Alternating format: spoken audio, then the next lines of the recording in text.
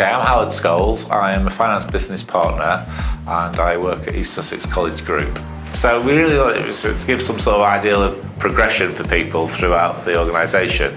So Alfie completed his level 3 this year and he's passed all his exams with us, which is great, and he's going on to do his level 4 next year, and hopefully at the end of level 4 he'll have a full-time job within the college, within the finance department, having gained experience in all the different areas. From having an apprentice, we literally get a person to come and work with the team.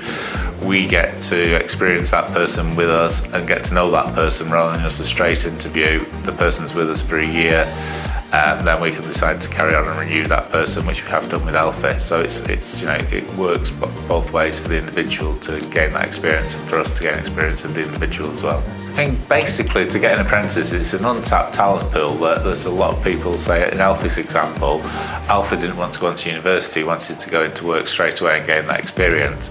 So there's a lot of talented people out there like Alfie who didn't want to go down the university route, who wanted to go into the apprenticeship route.